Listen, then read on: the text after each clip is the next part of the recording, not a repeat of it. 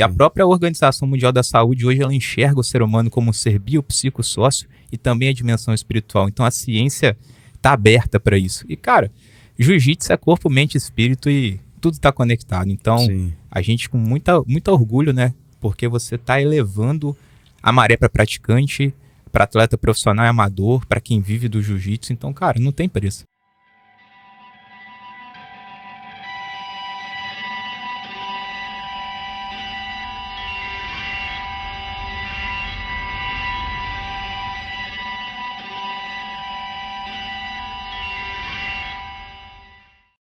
Bora, Cássio. Vamos fazer acontecer, meu irmão. Bora. Uma honra estar aqui contigo.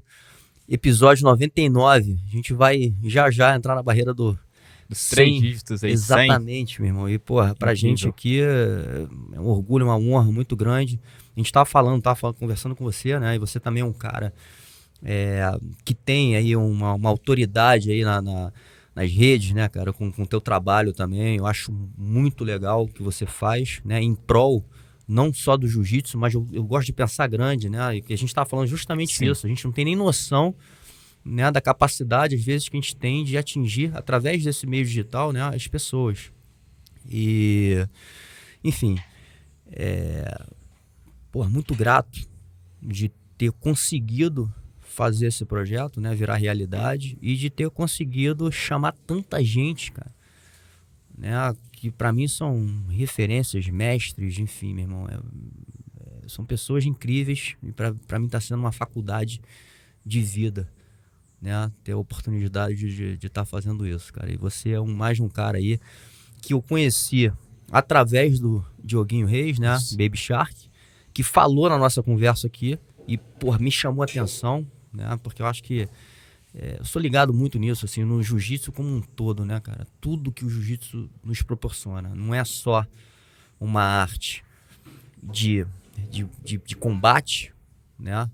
Mas envolve muita coisa até no âmbito emocional. E eu acho que você é um fera nesse negócio. Como no espiritual também, né? Assim, de alma, de energia, como você falou aqui, entrei aqui sentir. Então, eu acredito muito nisso, cara. E desde aquela conversa ali que eu fiquei ligado em você, e a gente criou essa conexão, né?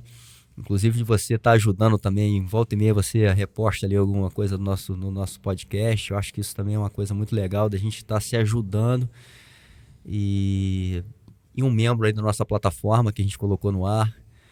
E também outro projeto aí que a gente está muito orgulhoso e honrado de fazer, né? E de ter tantas pessoas apoiando e fazendo parte. Enfim, vamos começar aqui essa conversa aí, cara. Pra mim é uma conversa muito interessante. Gostaria até que você começasse assim, se apresentando um pouco, né, cara? Falando um pouquinho do seu trabalho, pra quem não te conhece, enfim. Mas você é um cara com muito conhecimento, um cara que estudou, tem uma vida muito legal ali, de tudo que eu já conheço. Enfim, tenho certeza que eu vou conhecer mais aqui na nossa conversa. Não, vamos lá. É uma grande honra estar aqui, tá, André? E de forma espontânea, a gente compartilha o conteúdo do projeto, porque quando a maré sobe, literalmente todos os barcos sobem. Sim. E, cara, exatamente. Não tem preço. O conteúdo que você gera, ele tem valor. E aí, a minha entrada na plataforma também foi de forma espontânea, porque, cara, filosofia de vida, e lá tem literalmente descrito corpo, mente e espírito. Sim. E a própria Organização Mundial da Saúde hoje ela enxerga o ser humano como um ser biopsicossócio e também a dimensão espiritual. Então a ciência está aberta para isso. E, cara, jiu-jitsu é corpo, mente e espírito e tudo está conectado. Então a gente com muito orgulho, né? Porque você está elevando a maré para praticante, para atleta profissional e amador, para quem vive do jiu-jitsu. Então, cara, não tem preço. Enfim, eu sou Cássio Zanon. Primeiro diploma que eu tive na minha vida, né? Minha primeira formação foi a de faixa preta. E o jiu-jitsu se tornou um grande remédio, assim como a psicologia. Eu passei por vários momentos em questões de saúde mental, por esgotamento. Eu era estudante de direito. E lá atrás, quando eu comecei no jiu-jitsu, eu sofria tanto bullying na escola quando criança, que eu fui convidado por um colega maior, assim, que faz jiu-jitsu, e falou, cara, eu não aguento mais ver você tomando banda e vamos pro jiu-jitsu para ver se você melhora, enfim. E aí fui, melhorei, aprendi a sobreviver. Depois de adolescente, entrei naquela vibe de videogame, deixei de lado, mas a arte suave deixou um legado na minha vida. Segui ali a minha carreira acadêmica, estudando. Entrei na faculdade, fui cursar Direito, que era o rumo tradicional da minha família, todo mundo é advogado, e eu fui ali, movido pelo ambiente, mas fui sofrendo algum desgaste, algum estresse da vida, algo estava faltando. Eu falei, cara, eu vou voltar pro jiu-jitsu. E, cara, quando eu voltei, comecei a ter um encontro comigo muito grande. O jiu-jitsu mostrou áreas minhas, assim, que eu não conhecia. Falei, caramba, eu consigo ganhar de pessoas maiores e mais fortes. Eu também perco direto para pessoas que às vezes eu subestimava.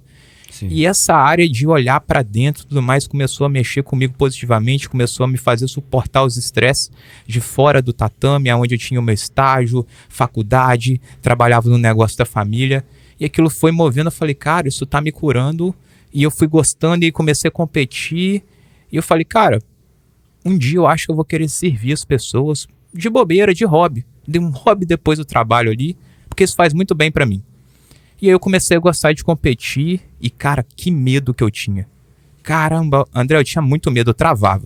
Eu lembro direitinho, a primeira vez que eu lutei um campeonato IBJJF foi no Tijuca Tênis Clube, em 2013. E a primeira luta foi contra um mexicano na faixa azul. E o cara tatuado, baixinho, com barbão, careca. E eu olhando pro cara, morrendo de medo, falei, esse cara vai me embrulhar na porrada. E os meus professores falando, meu irmão, tu é brasileiro, o cara tá tremendo pra você, você tá com mais medo do cara, o cara é gringo. E eu falei, meu Deus, mas óbvio, meu mundo interno ali, né, eu não enxergava Sim. isso. Enfim, ali eu consegui vencer aquela luta, vencer outra, subir no pódio, mas eu vi, falei, cara, eu vim, deu bom na raça. Mentalmente eu travei, eu fiz ali no instinto. E aí continuei gostando, fui crescendo internamente, mas quando eu ia pra competição eu travava. Eu não acessava 10% do meu potencial da preparação. E nessa brincadeira de competir no adulto foram 10 anos e eu nunca fui campeão. Só segundo e terceiro lugar. E ao mesmo tempo o jiu-jitsu se tornou um remédio, eu fui indo para esse lado de performance, conjugando essas duas vidas, competindo, estudando muito, até que no momento eu falei, cara, eu tô ficando meio desgastado. E aí eu fui pegar também a psicologia como mais um pilar da minha vida. Eu tinha muito preconceito. Falava, cara, isso é coisa de doido, mexer com isso não, tá maluco? Meu remédio é o jiu-jitsu, meu irmão. Sai na porrada, campeonato e vambora. Não tem nada desse negócio não. Mas o desgaste químico, né, do meu cérebro ali, eu fui entrando em esgotamento. E aí eu fui pra terapia, após sentir o dano na saúde mental, e falei, caraca, isso tá me fazendo muito bem, cara. Muito bem, muito bem. E foram se tornando remédios. E eu comecei a olhar a psicologia meio ali com os olhos do jiu-jitsu. Falou, não, vou me permitir, eu vou começar aqui faixa branca 1 grau. E comecei a olhar o jiu-jitsu ali meio com os olhos da psicologia e comecei a entender. Falei, cara, essa parada de direito não tá me movendo, eu só penso em jiu-jitsu, jiu-jitsu e psicologia.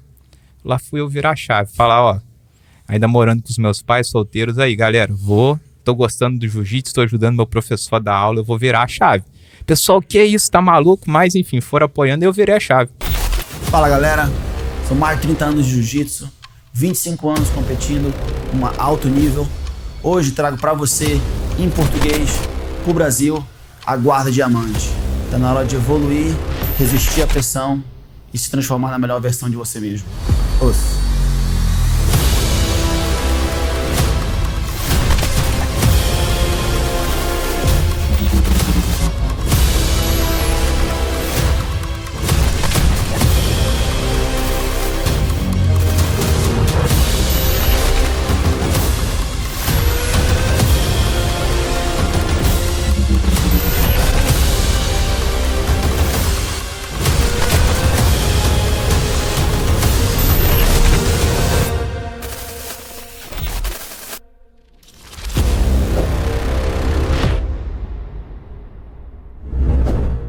Na faixa marrom, me tornei sócio do meu professor, empreendemos uma escola. E nesse momento eu dei aula para todo mundo, iniciante, competidor, criança, particular, graduado, intermediário. E ao mesmo tempo estava ali competindo, nisso eu era faixa marrom. Então eu experimentei de tudo no jiu-jitsu. Estava dando ali em média de 10, 12 horas por dia. André, entrei em esgotamento. Tudo deu certo, mas eu era um caço só. E aí os meus remédios começaram a pesar, porque muita gente para servir, projetos e desafios pessoais. E aí eu tive de novo um encontro comigo, onde eu falei, cara, eu preciso agora reorganizar minha vida, porque eu tô num caminho de saúde, de vida, mas me esgotei nesse caminho. E aí fiz alguns reposicionamentos, me afastei um pouco dessas funções para cuidar de mim, me ausentei da minha equipe e recomecei do zero. E aí foi onde nasceu o projeto Arte Suave Psicologia, que após eu me curar mais uma vez com esses 2 remédios, ajustando o nível, intensidade e frequência tanto do servir o outro com o jiu-jitsu, também quanto de treinar e competir de forma pessoal, e também olhar ali para a vida como um ciclo, né? Eu vou falar aqui para você daqui a pouco do ciclo do flow, que pouca gente sabe, né? Mas o flow é uma teoria que foi criada por um psicólogo no contexto pós-Segunda Guerra, que foi um momento assim obscuro para a humanidade, que foi aonde a psicologia também nasceu. Foi aonde a humanidade começou a olhar assim para a mente humana. A pandemia foi um outro momento em escala global que a gente começou a olhar para dentro. Então todas essas coisas transformaram o mundo a ponto de que olha o crescimento do jiu-jitsu pós-pandemia, olha o crescimento da psicologia pós-pandemia, olha o crescimento da saúde mental pós-Segunda Guerra. E ali aquele psicólogo começou a enxergar que, cara, nem tudo é dinheiro. Porque quando a guerra varreu a nação dele, ele era criança, ele começou a ver uma geração depois de adultos que não se recuperaram. A guerra destruiu tudo, as pessoas perderam várias coisas e tá tudo bem, tem motivos para as pessoas não se reerguerem. Mas ele viu um grupo de pessoas que não só estava reerguendo e reconstruindo a nação, mas estava ajudando essas outras pessoas que estavam prostradas a se levantar. E aquele cara que já estava ali se tornando cientista da mente falou, como assim? O que está acontecendo por trás? E foi assim que surgiu a teoria do flow. E ela propõe um ciclo muito humano para qualquer coisa que a gente queira fazer na vida de alta performance, seja estudar, lutar, empreender, qualquer coisa. Há um ciclo a se respeitar. Você trabalha duro, antes de ter um compromisso, você dá uma respirada, se concentra, um pequeno relaxamento, você flui. E quando você flui, seja numa competição, seja numa palestra, seja aqui no episódio de podcast, o nosso cérebro ele queima um coquetel químico de neurotransmissor e hormônio poderoso. A gente está focadão aqui. Sim. Isso cansa. Sim. Só que depois que isso aqui passar, a gente vai ter um momento de se recuperar e vamos seguir o nosso dia, a nossa vida. Sim. Esse é um ciclo humano que serve para tudo. E eu não estava respeitando esse ciclo na minha vida, mesmo fazendo o que eu amo, trabalhando com as minhas paixões, que antes de serem paixões foram grandes remédios para mim. Não sei quem seria eu sem jiu-jitsu, sem psicologia. Eu era uma pessoa muito introvertida, tinha muita autoestima, não existia. Me sentia muito mal, eu não me aceitava o meu corpo, eu tinha uma distorção de imagem própria. E eu achava que eu seria daquele jeito para sempre. E aí, conforme eu comecei a sofrer cada vez mais, eu falei, cara, eu preciso realmente buscar uma solução e talvez isso não seja coisa de doido. E talvez esse negócio do jiu-jitsu que após me tornar adolescente, teve um momento que eu falei, não, esse negócio de ficar agarrando o homem, não, isso não é maneiro, não. Vieram com esse discurso pro meu lado e eu abracei. Mas quando doeu lá dentro da alma, eu falei, cara, larga isso, nada a ver, é uma atividade incrível. Quando eu tô ali no treino, eu não penso no boleto, eu não penso no problema, eu não penso na dificuldade, eu tô 100% ali presente no aqui e no agora. Qualquer dificuldade eu posso bater e não me machucar. Se eu me dedicar, me alimentar melhor, me hidratar, lidar melhor com o estresse, eu consigo superar. Em primeiro lugar, eu e alguém maior e mais forte que eu. Cara, dá até pra competir. Que isso, com as minhas limitações. Eu falei, cara, isso é muito foda. Sim. E aí comecei a olhar pro mental da psicologia e falei, cara, fui tendo acesso a esse conceito de flow, olhando pra minha vida, esse período de 10 anos sem conseguir conquistar uma medalha de ouro, só bronze e prata, porque eu travava. Eu olhava pro meu adversário e via um gigante. Falava, que isso, cara? E ao mesmo tempo eu aprendi que autoestima baixa, ela é necessária pra gente não se sentir maior ou superior que ninguém. Mas a autoestima ela é muito necessária porque a gente não deve, em hipótese alguma, se sentir menor. Sim. Na teoria eu tinha esse conhecimento. Ao mesmo tempo eu estava no meu processo de capacitação como psicólogo e me curando internamente. E nessa bagunça toda aí foram 10 anos de faculdade da vida real. Quando isso tudo se conectou, eu respirei, eu fui ficando mais velho e falei, cara, estou eu aqui agora, após esgotamento, parei minha vida, preciso recomeçar. E aí eu fui criar um Instagram do nada, artesuave.psicologia, há exatamente 1 ano atrás. E aí recentemente, seguindo todo esse processo de cura, de começar o projeto, eu mudei para Cassius Anon porque há 13 anos, mais ou menos, eu leio o mundo com as lentes do jiu-jitsu, conheci psicologia e passei a ler também com as lentes do jiu-jitsu. Falei, cara, artesuave psicologia é o Cassius. E aí você perguntou para mim, Cassius, como é que isso tudo aconteceu? Como é que você conheceu o Mel? Como é que você conheceu o Diogo? Fazendo uma coisa que você faz de forma muito grandiosa e muito mais escalável do que eu. Criando conteúdo de vida. Fazendo bem sem importar alguém. Fazendo altruísmo, nem importando para cancelamento. Recebi muito comentário nada a ver, porque eu fazia um vídeo trazendo uma mensagem de vida associada a alguém que era faixa preta, faz jiu-jitsu. As pessoas às vezes falavam que aquilo é frescura. Muita gente falou, cara, depressão, ansiedade, nada a ver, isso é frescura. Cara, só quem passou perto da depressão sabe que isso não é frescura. Muita gente acha, né, o senso comum, pô, depressão é falta de Deus, é frescura, é falta de propósito. Não. Assim, se a gente tomar um Armlock, a gente pode luxar o cotovelo, a gente vai no ortopedista, vai no fisioterapeuta, vai no mínimo botar um gelo, passar uma pomada, o cérebro também pode se lesionar. Sim. E aí, se a gente não produz os neurotransmissores e hormônios que a gente precisa para se mover, para viver a vida, cara, não tem como. Então não tem nada a ver com positividade, com pensar positivo, com matar um leão todo dia. É uma coisa da nossa fisiologia. Antes de ser essa parte de, pô, se a gente pensa coisas boas, a nossa mente produz isso. Se a gente pensa coisa ruim, obviamente ela vai só sentir e produzir também. Porém, antes disso, pô, a gente não controla essa parte nossa. E aí, enfim, André, tudo isso aconteceu dessa forma. Eu comecei a criar conteúdo, atletas foram me acionando, pessoas comuns, praticantes. Eu atendo qualquer pessoa que seja do jiu-jitsu. Eu não sabia que isso ia acontecer. Quando eu abro lá a sessão e vou atender a pessoa pela primeira vez, é como se a gente conhecesse há 10 anos, é sorrindo, já tomando café, aí, irmão, tranquilo, osso, beleza, tal. É uma ponte. Eu não sabia que isso ia acontecer. E eu trabalho com objetivo. Seja o Diogo, o Fabrício, o Mika, que querem ser campeões ADCC, mundial. Seja o faixa branca que está lá no Japão, que quer superar a ansiedade. O cara que está na China, que quer superar a depressão. O cara que está lá na Malásia, que quer restaurar o relacionamento conjugal dele. Legal. Trabalho com o objetivo e a ponte ao jiu-jitsu, a conexão em comum que nós temos. Mas eu sou um psicólogo clínico e do esporte. Por quê? Clínico, trabalho com qualquer demanda da vida através da minha cognitivo-comportamental, e aí a nossa ponte comum, a aliança através do jiu-jitsu, e do esporte, porque eu também promovo a alta performance, mas partindo da saúde mental. E é aí que o Melk conseguiu ver. Um dia meu telefone tocou do nada. Um número esquisito, DDD 92, nem sabia que era Manaus. Atendi, alô. Fala, Cássio, beleza? Aqui é Mel Calvão falando. Gelei, falei, que isso?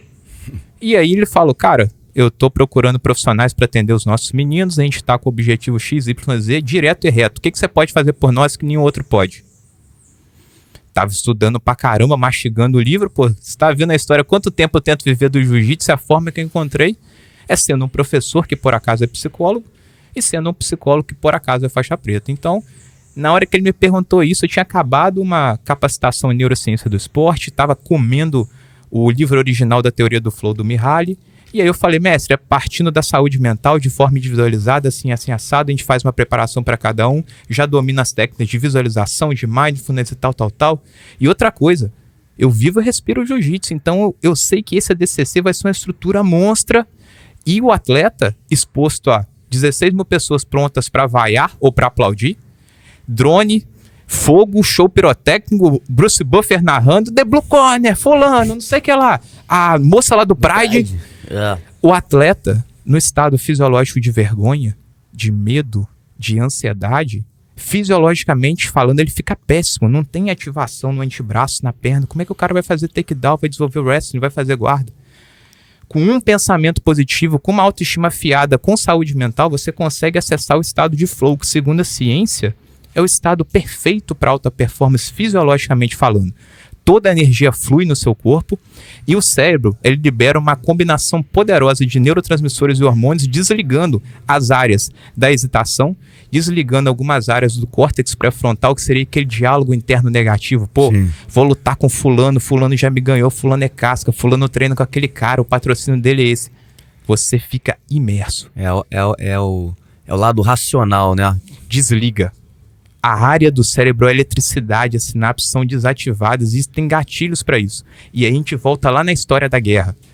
O que aquele cara observou nas pessoas que reconstruíram a nação, que reconstruíram o mundo, é que aquele cara que reconstruiu o prédio, depois de buscar o sustento dele por espontaneidade, por altruísmo, jogava um xadrez.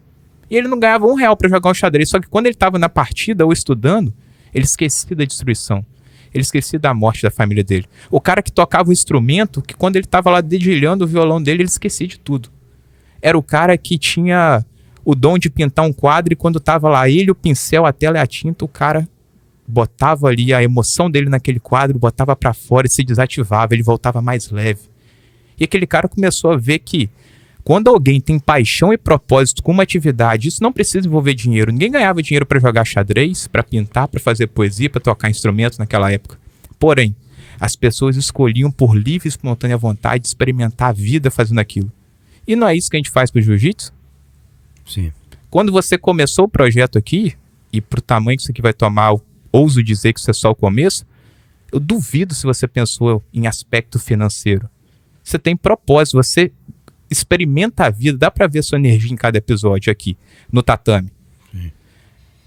Você entra em flow quando você tá no jiu-jitsu, quando você tá apresentando pra um jovem um sistema progressivo, ele sentiu o poder da alavanca pela primeira vez, o cara sai, caraca, isso que é o jiu-jitsu, eu achei que era uma coisa e é outra. Você entra em flow, porque você tem paixão, propósito, conexão com o jiu-jitsu. E aí o seu cérebro gera vida. Então isso gera em você saúde mental. Fica 1 ano sem jiu-jitsu, 6 meses. Não dá pra gente, não. Não sei nem o que é. Não dá.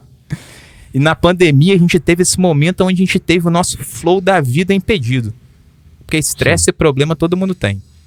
E aí quando a gente ficou mais com aquele medo chegando na gente, medo, ó, tudo vai dar ruim, tudo vai fechar, e a mídia entregando medo, estímulo ruim, cara, foi um momento difícil. Quem tinha o jiu-jitsu, quem tinha um lifestyle, fazia um drill em casa, se tinha um familiar, fazia uma posição, rola.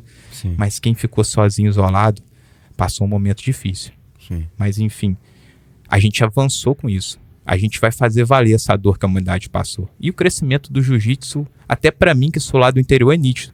Eu nunca recebi tanta procura e as minhas vagas nunca se esgotaram tão rápido. Não é ninguém querendo ganhar medalha. Nada contra ganhar medalha, eu amo. Tô tentando direto. É sobre as pessoas estão buscando vida, elas estão necessitando de uma atividade que gere vida. Sim. E o jiu-jitsu é corpo, mente e espírito, como você falou.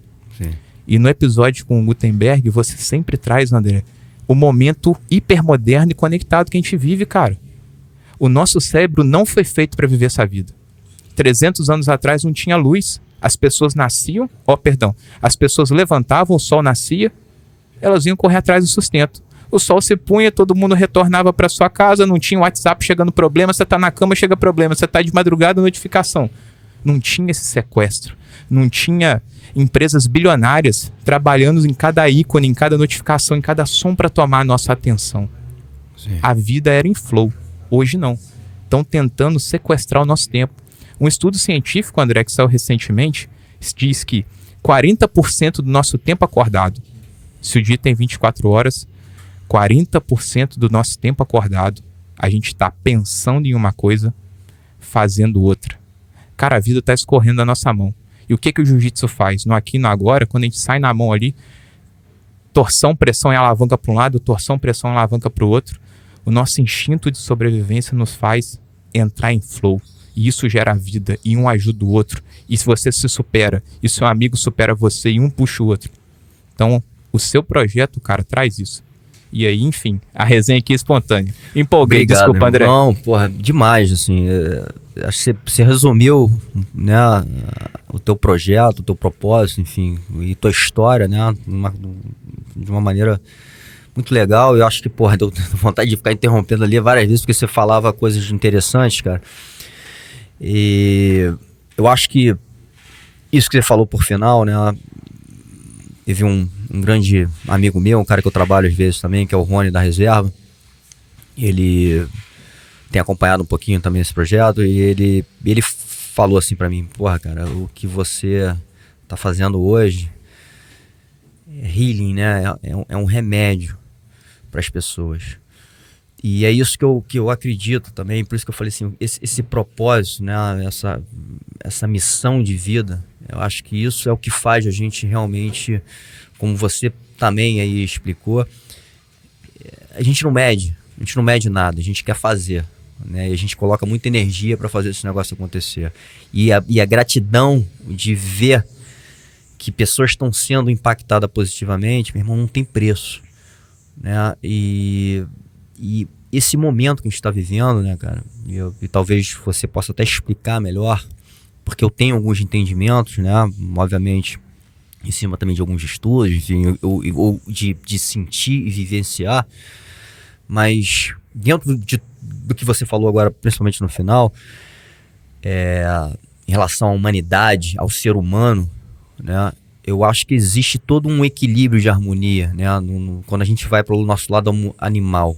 A própria Marcele, minha esposa, ela estuda, é formada em Ayurveda também, né, e tem muito essa conexão, né, com essa harmonia do homem com a natureza também. Por exemplo, essa coisa que você falou, a gente levanta, a gente geralmente no nosso instinto, a gente deveria se levantar quando o sol começa a se pôr, né? Quando a luz começa. E a gente vai descansar quando o sol vai embora.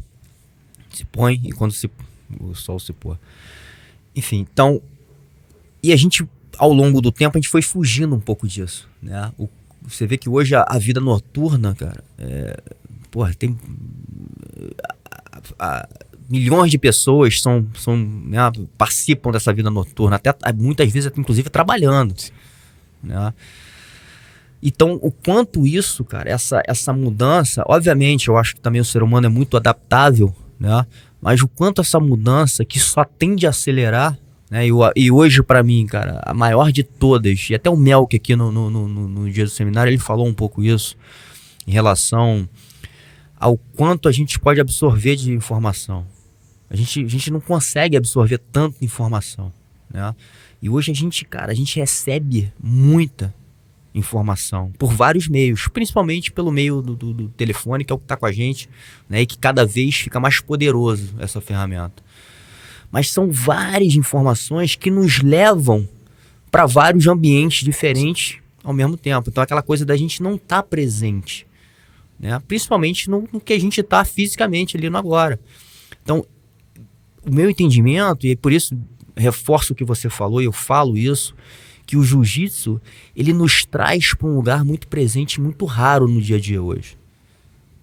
Porque é uma atividade que não tem como você não estar presente. Não tem como você falou, sair na mão ali contigo e eu não estar prestando atenção naquele momento. Sem estar pensando em outra coisa. Não tem como eu lutar com você, porra, tô pensando aqui o que eu vou fazer depois. Né? Então, esse trazer para o presente, eu acho que nos faz um bem, né, emocional e espiritual e necessário para o ser humano, né, que está cada vez se desviando mais, cara, para um lado e causando danos, principalmente emocionais, né? Não é de agora, e provavelmente sim, a pandemia acentuou muito isso, mas não é de agora que a gente está escutando, né, e vendo matérias de quanto as doenças hoje, né, as mais severas, elas têm uma ligação, né, fortíssima, se não diretamente, são doenças emocionais, né? Enfim, então é um tema, é muito importante e que talvez as pessoas não prestem tanta atenção, né, no dia a dia, talvez hoje um pouco mais, né, mas às vezes nem sabe muito por onde e o que eu faço, o que eu procuro, né?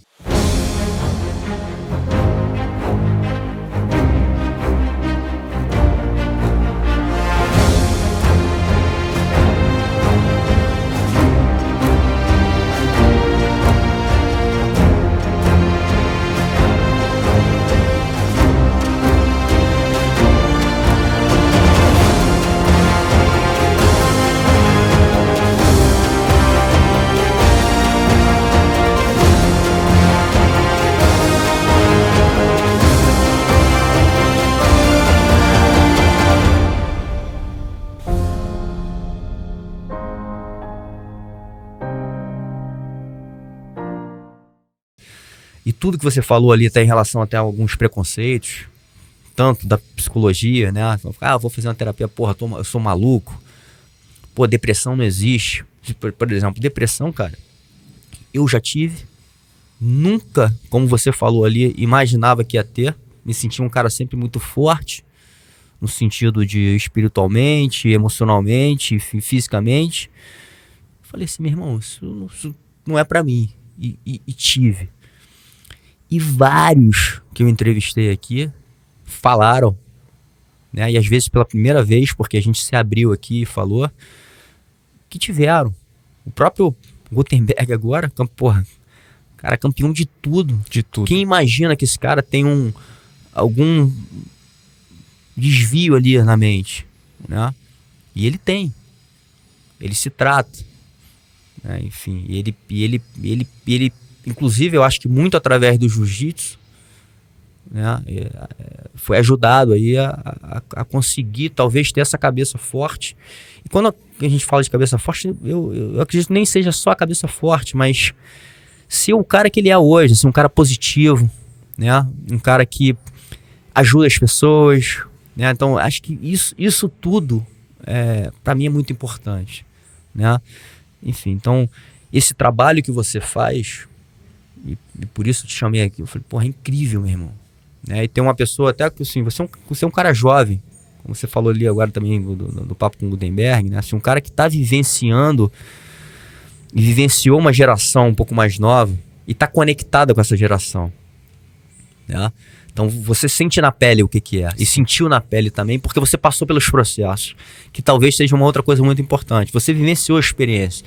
Quando você vivencia a experiência, você pode falar com muita autoridade, porque você teve lá, né? E você começa falando até de uma coisa que é muito normal, cara, acontecer, né? E a gente pode ver pelo lado bom, que é a questão do bullying, né? Que é uma palavra um pouco mais moderna, mas isso sempre aconteceu. Sempre aconteceu. Sempre rolou isso, né? Nossos pais talvez vivenciaram isso também, com outro nome, outra coisa, mas isso sempre aconteceu. Mas o lado bom talvez é que, e o jiu-jitsu mostra isso também, talvez numa dificuldade, né, que você é exposto, lógico que a gente não quer que isso aconteça, mas muitas vezes quando você supera, você sai muito mais forte. Eu conheço vários casca grossíssimas da vida, não só no âmbito da luta, mas caras que, porra, tiveram, né, essa passagem, principalmente do bullying na infância, né? E que são caras hoje, assim, cara, que, enfim, são grandes referências, mundiais, inclusive. Então, porra, incrível esse seu trabalho. Começando, assim, vamos tentar fazer aqui uma linha do tempo, né, cara? Começando com essa história do bullying, né, na tua época, né? Quando você tava ainda no colégio, aquela coisa. Como é que foi aquele momento, né? Porque, assim, muitas pessoas às vezes já passaram por isso ou estão no momento, principalmente com o filho, passando por essa questão, né? E às vezes os próprios pais, cara, não sabem muito como lidar com aquela situação, né? E às vezes é uma situação preocupante. Eu tive agora no Reino Unido e, cara, o índice de suicídio entre os jovens lá é absurdo. Altíssimo. Absurdo. Entendeu? Então, enfim, é realmente uma doença do século que está afetando, cara, e está afetando uma geração que está vindo, né? Que vão ser os próximos a liderar, os próximos a conduzirem o mundo. Perfeito. Quando um outro vem perturbar a gente, vem oprimir a gente sem a gente ter feito nada, isso gera uma sensação de que você é inferior. Quando alguém maior e mais velho, que eu não fiz nada, vem tomar minha bola, vem me dar uma banda, vem e fala, deixa eu ver sua mão de tazo, e dá um tapão de baixo pra cima e todo mundo vem cata seu tazo, faz isso. Isso vai gerar o que em você? O que a vida tá te ensinando? Você é inferior. Sim. E a criança segue vivendo a vida, ela vai pra casa, ela faz o dever de casa, no outro dia ela tá no colégio, acontece de novo. O jiu-jitsu foi o momento que falou pra mim, na academia eu lutava com pessoa maior do que eu. Tanto faz se ela deixava o ganho ou não, mas eu me sentia que eu era capaz. E no outro dia, quando eu voltava pro colégio, eu já ficava esperto. Não, meu irmão, se ele pedir pra me ver o tazo, eu vou fechar a mão, eu vou sair, eu não vou parar, ele vai correr atrás de mim, ele vai me segurar? Não vai. Então eu parei de responder os estímulos passivos do agressor. Mas a chave para a pergunta que você falou é essa. O mundo, ele entrega estímulos pra gente se sentir menor. Porque não tem sentido racional. Qual o sentido racional de que, pô, eu não fiz nada com alguém maior, de uma série acima? O cara ir lá e fazer isso comigo. Por mero prazer dele, isso é o bullying. E não tem como ninguém se proteger disso. Tem como você passou, beleza? Eu vou te mostrar que você não é de vidro. E eu aprendi isso no tatame. E hoje eu faço isso no tatame porque eu sei o que é sofrer isso. Então quando a gente faz uma defesa do tapa na criança, uma defesa de paulado, olhando no olho ali, e ela fala, pô, calma aí. Então se eu cair, eu tô bem, eu sei fazer uma levantada técnica. Se eu tomar um empurrão, eu sei fazer um shirokemi. Então eu não sou de vidro. Se eu perder, eu bato e recomeço de novo. Por acaso o jiu-jitsu, ele entrega tudo que o mundo entrega de maldade, de estímulo ruim. É verdade. Então, se não há um estímulo externo, essa criança vai se tornando um adolescente. Se aquilo começa na pequena infância, é mais pesado ainda. Por quê? Na pequena infância são formadas as primeiras crenças. E todo mundo tem dentro de si duas espécies, funcionais e disfuncionais. E crenças são esses episódios.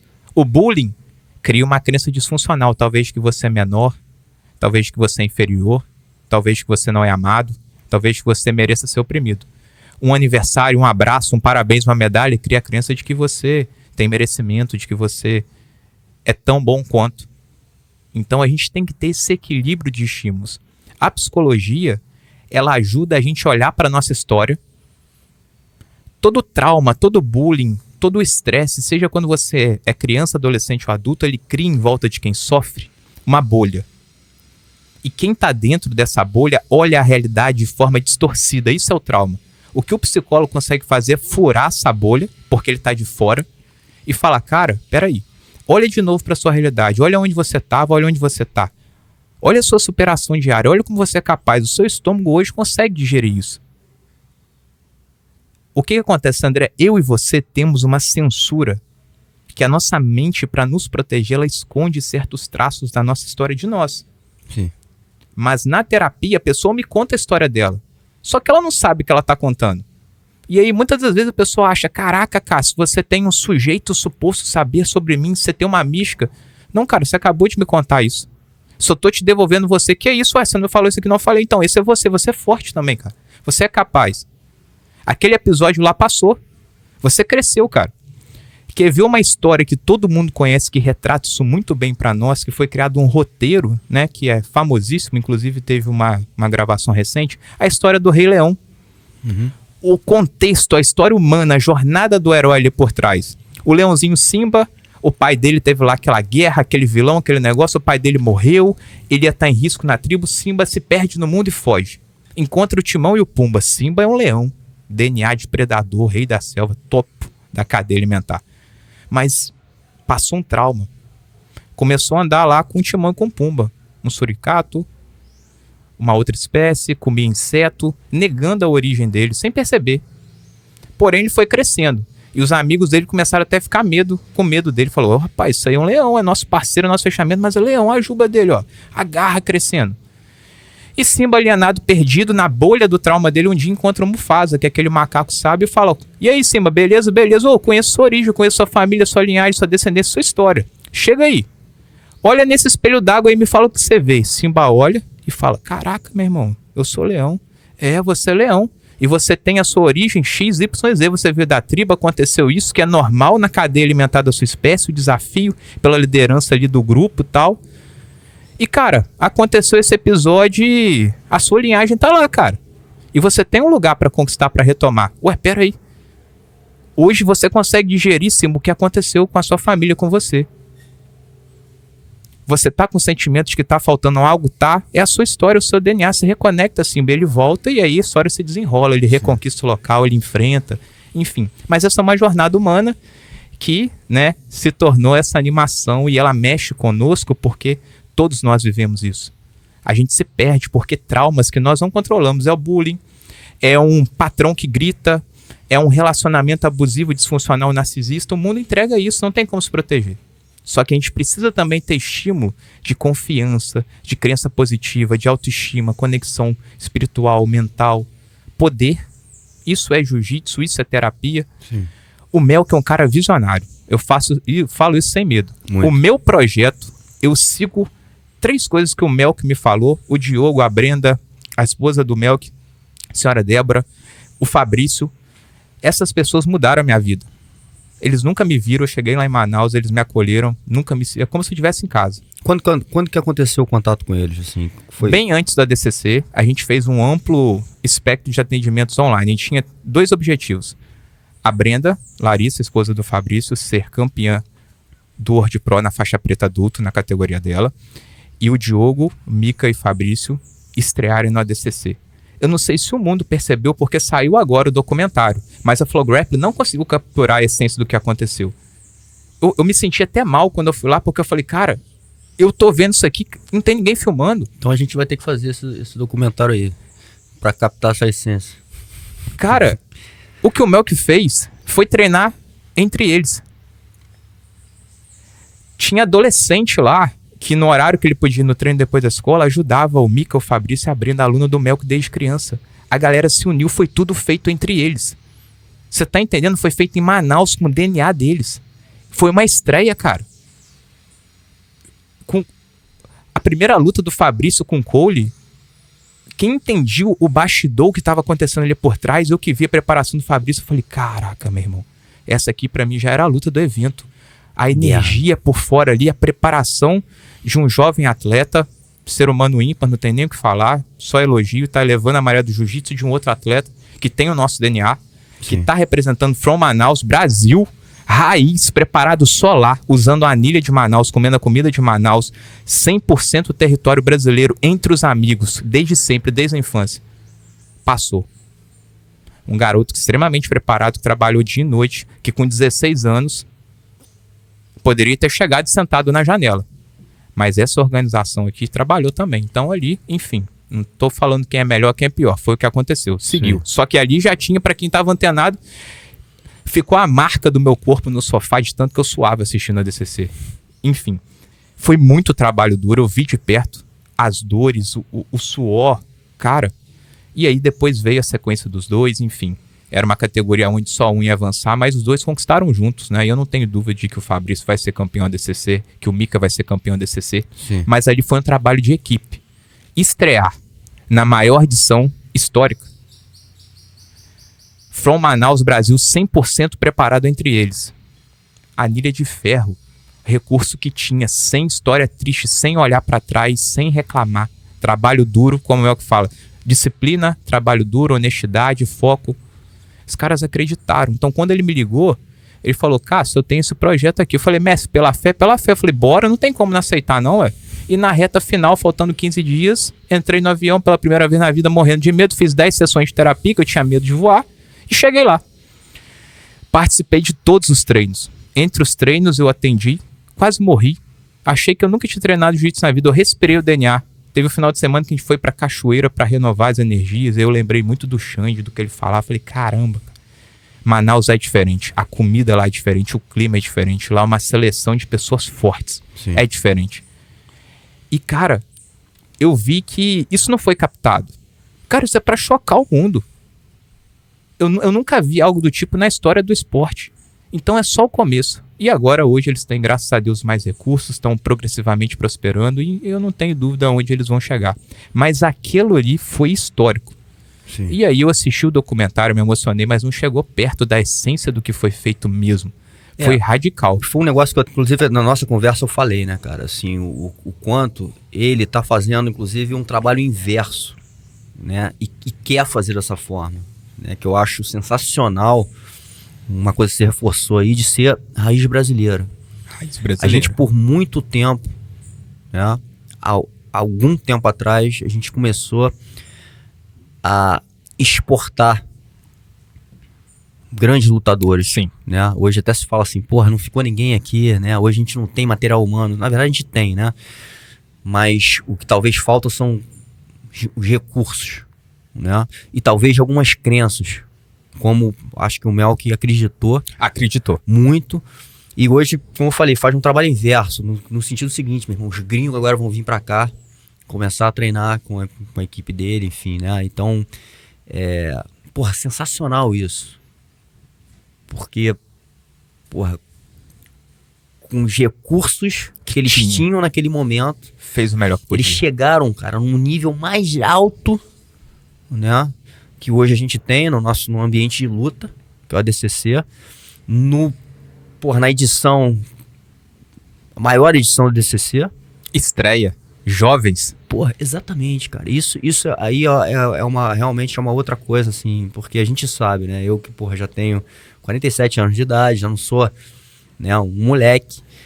E se eu voltar lá pra, porra, 16, 17 anos, cara, eu falo assim, cara, eu não tinha maturidade de cabeça, né, pra aturar um negócio desse, né? Então, assim, isso inclusive na nossa conversa aqui a gente falou, foi inclusive quando o Baby Shark, né, cara, inclusive ele ali com aquela carinha de criancinha dele, que parece que tem 15 anos, falando, pô, eu falo assim, cara, como é que esse molequinho, né, consegue chegar naquele nível ali e fazer acontecer, meu irmão, se tornar campeão do mundo?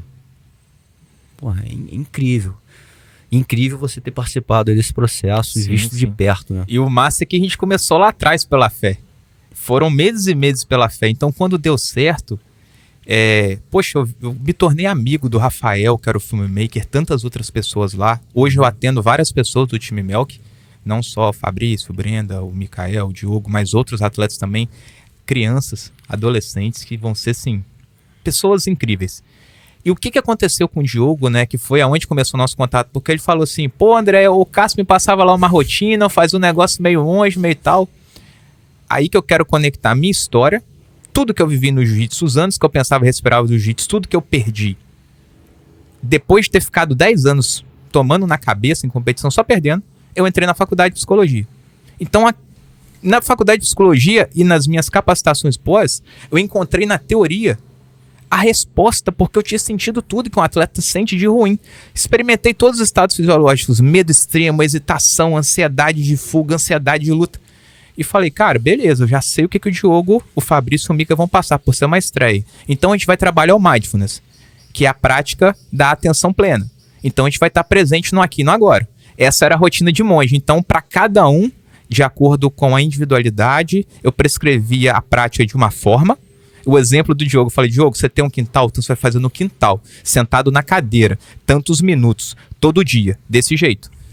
Criei uma plataforma na Hotmart e construí visualizações que são áudios guiados chamados Saída de Luta Perfeita e Pré-Competição. Peguei visualizações de neurocientistas gringos, comecei a traduzir e adaptar para o jiu-jitsu. Como o mestre me ativou meses antes, criei isso na plataforma, joguei isso lá dentro. Falei, ó, cada um na sua individualidade vai ouvir assim assado nessa frequência. Criava um planner a cada semana para cada um e enviava. Fabrício, essa semana que você está se sentindo assim assado, que a gente tinha as sessões semanais, eu criava a rotina de 7 em 7 dias. Por quê? Meu irmão, de repente, o cara me convoca para DCC. Eu amo jiu-jitsu, por isso que eu trabalhei da minha parte. Eu nunca precisei ensinar nada de performance para eles. Porque o Melk, meu irmão, o time e a vida deles, então eu fui 100%. Mestre, peguei a visão, saúde mental e bem-estar, eles bem vão acessar o potencial fera que o senhor está construindo. É isso. Fechamos, vambora. E aí comecei. Tem que botar esses caras bem. Fortalecer a autoestima, porque é uma estreia. Fortalecer o foco no aqui e no agora. Parece crescer o drone, o fogo, todo aquele estímulo, a plateia gritando. Quando o cara gritou lá, Baby Shark, tuturu. Quando eu ouvi aquilo em casa, eu falei, putz, grila, rapaz, desgramado. Foi logo no link mental ali, porque eu tava antenado e, enfim. E ele fala isso, né? Falou. Ele falou assim, porra, ele falou assim, não escutava nada. Mas isso aí só escutei porque tem um link emocional com a música, enfim, óbvio que quem fez não fez de propósito, mas a gente como cientista de fora fala, aí quebra a concentração. Mas ele recuperou. Deus é incrível nos detalhes, mas enfim. E a forma como os três lutaram, quando eles entravam para se apresentar, não era mais sobre ganhar ou perder, a gente viu ali performance, tinha emoção, cara. Sim. Então foi assim uma coisa incrível e cada um tem uma personalidade, o trabalho foi 100% individual e é assim que eu faço com cada um. Utilizei alguns instrumentos comuns. Por exemplo, o Fabrício tinha instrumento que o Diogo não tinha, o Mika tinha instrumento que o Fabrício e o Diogo não tinham, e tinha instrumento que os três tinham. A base e o ouro são as sessões online individual. Cássio, pra quê? Para o cara vir, André, descarregar ali todo o lixo e tensão emocional dele. Porque eu tenho, através da técnica, um colete à prova de bala. Eu vou receber essa carga, vou transformá-la em vida. E você volta para sua rotina bem. Então joga pra cá, eu sou o cara do problema. Como isso foi exposto no documentário e todo mundo já digeriu isso, quando o Diogo avançou, ele ficou muito mal. Dava pra ver, nítido, não tem como, eles são irmãos, eles comem juntos, eles... Cara, e ele, enfim... Se o Fabrício passa, o Fabrício ia ficar muito mal. Cara, eles não vieram da mesma mãe, mas eles são sangue do mesmo sangue. Isso não é caô, é sério. Ali é uma aliança que é a prova de provas. Sim, não, isso é uma outra coisa impressionante deles. Impressionante. E aí, aquele dia... Mas eles sabiam que isso ia acontecer. Poderia acontecer. Sabiam, mas não é fácil. Sim. Porque é um irmão. Sim. Enfim. Aquele dia, de madrugada, após ligação do Diogo. Trabalhamos ali umas 2 horas. Para tentar deixar ele bem mental e emocionalmente. Porque tem um link ali espiritual, emocional forte. A ligação de irmandade mesmo. Então não tinha mais alegria. Porque a graça era os dois juntos. E ali foi o momento que o mundo fez aquilo. O próprio Melk não gritou, não deu instrução e falou, cara, não temos o que celebrar. Então é um momento de... Porque foi diferente essa preparação. Fizeram o melhor que eles podiam com o recurso que tinham. 100% pela fé. Não tinha garantia nenhuma que ia dar. E deu. E olha como que o cara é visionário, o cara acionou saúde mental de forma individualizada, encontrou um especialista, perguntou qual era a minha, eu devolvi, escolheu arriscar, foi tudo um teste. Você vai fazer então um atendimento com os meninos, eles vão falar qual é, perfeito, vambora. Gostaram, seguimos, mantém. Tá, tamo indo bem, vem pra cá, ou se fosse só se for agora. Ontem você falou, André, e aí, Cássio, tal, como é que é o horário, dia? Ô, André, eu vou entrar no ônibus aqui, amanhã eu tô aí, beleza. Tá doido? Pra jiu-jitsu? Vim até de bicicleta. E aí, essa disponibilidade do Cássio é que acaba sendo o segredo do meu projeto. Eu não escolho, é paixão, propósito, conexão. Então, pra trabalhar com jiu-jitsu, eu vou em flow. A minha esposa casou comigo ano passado já sabendo disso. Na minha lua de mel, da lua de mel a gente foi pro Internacional de Master. Porque a gente queria ficar grávido esse ano, graças a Deus aconteceu. Eu falei, amor, eu tô trabalhando só com campeão. Eu nunca fui campeão, agora eu sei que me faltava. Agora eu domino a teoria, eu preciso ser campeão. E aí, graças a Deus, isso aconteceu no passado por questão pessoal. Minha vida não mudou nada, mas era uma coisa que eu falei, não, agora Sim. dá. É capaz, eu encontrei o pilar que faltava. Legal. E aí, enfim. E aquela coisa da experiência, né? De você viver essa experiência até para você poder relatar de verdade o que é.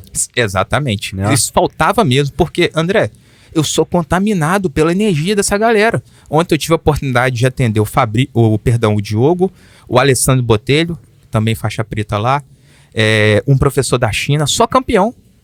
E você é contaminado com que, cara, é possível. Por que não é possível? Ninguém é melhor que a gente, nem pior. A gente foca na gente, faz o nosso, é possível sim. Aquilo me contaminou positivamente. Trabalho duro, disciplina, constância, fé em Deus, devagar. Antes de ganhar ano passado, eu perdi 4 vezes de primeira luta. O meu crítico interno gigante, 10 anos, rapaz, tá passando vergonha, isso não é pra você, seu negócio é ajudar os outros, você não consegue. Consigo, vou voltar, vou ajustar os meus erros, tal, até que veio uma sequência positiva.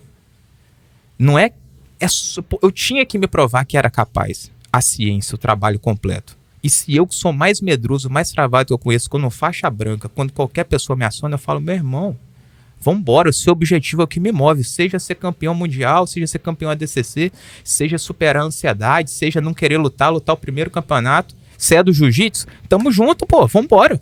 Então eu sou movido por qualquer objetivo na comunidade de jiu-jitsu que envolva a conquista de algo que gere vida. Hoje a gente tá aí buscando, acompanhando todos eles, atletas de outras equipes vieram aos poucos, só que eu tenho um limite, eu sou humano. Sim. E aí que acontece uma coisa, né? Como é que você consegue fazer isso tudo? Os psicólogos e outras profissões que prestam suporte, eles começam a ir para curso coletivo, porque isso é escalável, mas é diferente. Eu tô tentando manter essa linha, porque o 1 a 1, aqui no Brasil as pessoas pensam só em preparação física e técnica e tá tudo bem, mas isso está mudando. Hoje, o que é comum? Dentro de uma mesma categoria de idade, faixa e peso, você vê 2 atletas com o mesmo nível físico e técnico. Hoje isso é o cenário comum, por conta da internet. Eu assisti lá na sua plataforma ontem o conceito do Xande Ribeiro, da guardinha aberta ali. Já apliquei no treino ontem, melhorou, tinha dificuldade ali. Conhecimento está acessível, é só sentar e estudar. Mobilidade. Falei, caramba, eu tô travado. Respiração e yoga. Agora eu vou ficar mais completo, porque eu tenho os conhecimentos. Se não fosse a plataforma do seu projeto, como é que eu ia ter acesso a isso? Com um dia eu já vi benefício. Eu quero voltar para minha casa e vou seguir. Final de semana eu falei, vou estudar mobilidade e a yoga, porque para a mente e para o corpo. E vai refletir no meu jiu-jitsu.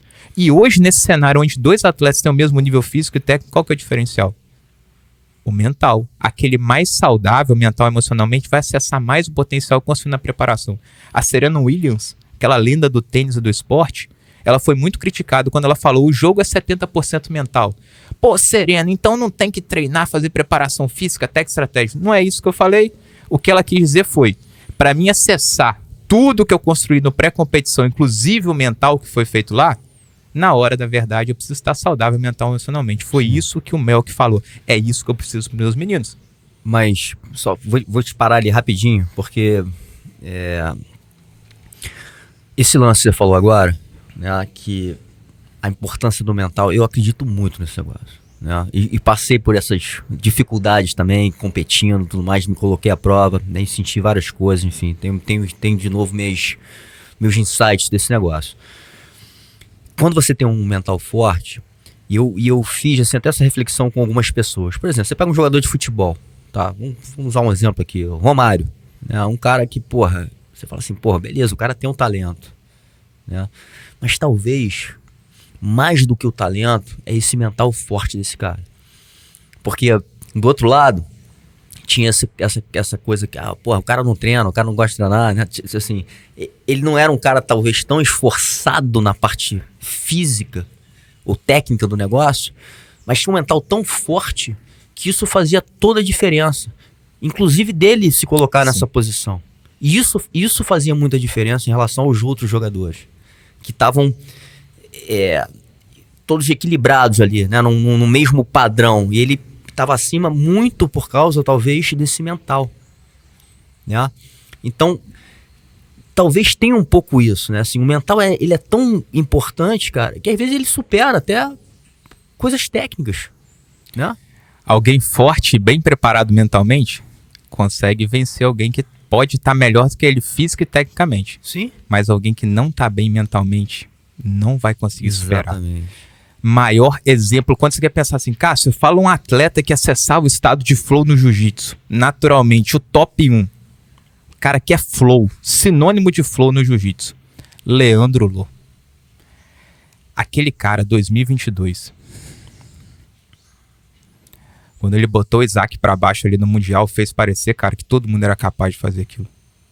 E ele foi lá na entrevista e falou: voltei, galera, a cabeça tá boa. Meu 8º título mundial, que eu amo fazer isso aí. Aquele cara, ele vivia em flow, ele era ele. Dentro e fora do tatame, ele vivia a vida de forma autêntica. Sim. Quando uma pessoa acredita que qualquer seja o desafio, um campeonato, alguma coisa, se ela acredita que ela tá à altura do desafio, se ela confia que a preparação, que a habilidade dela é capaz de enfrentar, ela tem equilíbrio, ela consegue desenvolver, o cérebro dela vai permitir que ela acesse e explore o potencial dela. Se ela sente que o desafio que ela vai enfrentar tá acima, a ansiedade pré-competitiva vem de cima para baixo amassando. Se o atleta sente que o desafio tá abaixo da habilidade dele, ele pode ser surpreendido. A Alemanha na Copa do Mundo de 2018, time todo reserva na fase de mata-mata para enfrentar a Coreia do Sul, se passa e enfrentar o próximo time adversário teoricamente mais duro com um time descansado. Foi eliminada, baixou demais. A estratégia ousada, mas equilíbrio. Cássio, como é que funciona esse equilíbrio? É mental e emocional. É a forma como você se avalia diante do desafio. A gente sabe a técnica de qualquer atleta, o professor, quem treina com ele sabe. Então todo mundo fala, não, você tá pronto para lutar o Mundial. Mas se ele, por conta de um trauma, de um bullying, de um relacionamento onde ele foi oprimido, de um grito, de qualquer coisa, tem uma bolha que ele enxerga a realidade dele de forma distorcida, ele pode ser, porque a gente vê, mas ele não sente, o desafio cresce e aí ele pode não acessar e explorar o potencial dele. É aqui que eu entro. Eu mostro pro cara quem ele é. Aí sim, olha na água. Olha suas características, você é samurai, cara, olha seu DNA. Não seja tão rígido, não se cobre tanto. Olha também o que você fez. Você fez muito mais do que não. Vamos olhar para tudo.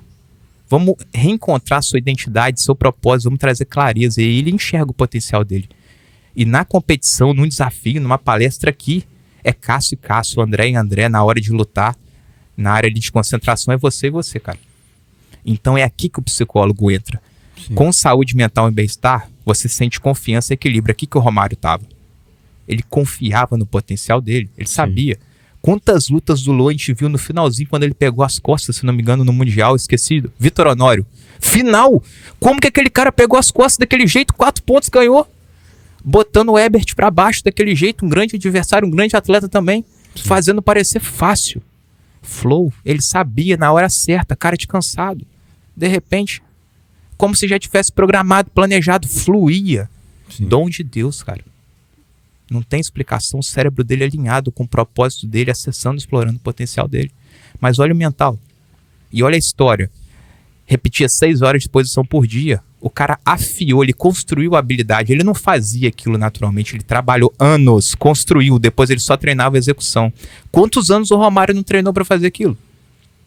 Fizeram um estudo científico, André, 3 amostras de atletas de basquete. Todos esses atletas já tinham a habilidade do arremesso livre. Durante 21 dias, grupo A, grupo B, grupo C. O grupo A treinou arremesso livre todo dia. Grupo B treinou dia sim, dia não. Grupo C só treinou mentalmente. 70% de melhor em quem treinou todo dia. 60% de melhora quem treinou dia sim, dia não. 68% de melhora em quem só visualizou mentalmente. Lembrando, todos eles já tinham a habilidade. Muito animal. E quando você treina e visualiza mentalmente, que foi que a gente fez também. Sim. Eu tenho um vídeo ali no celular, depois vou te mostrar, do Diogo fazendo comigo e com todo mundo no treino, do Fabrício fazendo com todo mundo no treino, o que foi feito no ADCC. O ADCC para eles foi um treino. Eles acessaram exatamente o que foi falado, os comandos do Melk no treino. O Melk também estava em flow. Tava tudo alinhado. O que foi feito ali, aquele documentário, por mais foda que seja, não captou. É muito mais amplo, cara. Falar outra coisa em relação a isso tudo que a gente tá falando, cara. Esse mental, indo talvez com um lance energético, enfim, pro lado positivo, ele também não faz com que as coisas aconteçam? Sabe aquela coisa da tal da lei da atração, mas Sim, enfim. cientificamente comprovado. Porque isso é uma outra coisa que eu acredito muito, né? E por isso que eu acho que a gente... E tá dentro do código do Bushido, né? A positividade, Sim. ela atrai, né? Se a gente acredita, né, com um pensamento positivo que a gente vai chegar lá, isso faz com que as coisas aconteçam, né? Então acho que isso é um outro aspecto assim, muito importante de você conseguir manter essa cabeça positiva e pode ser de várias maneiras, né? Por isso que eu falo assim, porra, sempre olha pro lado bom do negócio, sempre tem.